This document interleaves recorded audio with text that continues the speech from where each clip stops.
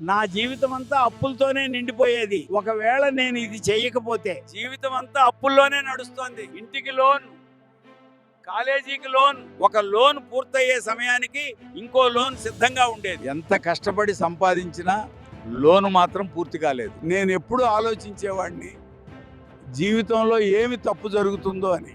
అప్పుడే నేర్చుకో యాప్లో జ్యోతిష్యం కేటగిరీలో ఒక షో చూశాను. జ్యోతిష్కుడు చెప్పారు, సమయం బాగోలేదు, రాహు బుధ శని అనుకూలంగా లేవు అని. అందుకే ఇలా జరుగుతుందని కొన్ని పరిహారాలు చేయాలని సూచించారు ఆయన. వారు చెప్పిన ప్రతిదీ నేను ఫాలో అయ్యాను, పాటించాను. కొంచెం కొంచెంగా డబ్బు రావడం మొదలైంది, క్లియర్ అయ్యింది. అప్పులు కూడా క్లియర్ అయ్యాయి. ఇప్పుడు జీవితం చాలా సంతోషంగా ప్రశాంతంగా నడుస్తుంది అని అనిపిస్తుంది నాకు. మీకు కూడా ఎలాంటి కష్టాలు సమస్యలు ఉన్నా వెంటనే నేర్చుకో యాప్ డౌన్లోడ్ చేయండి.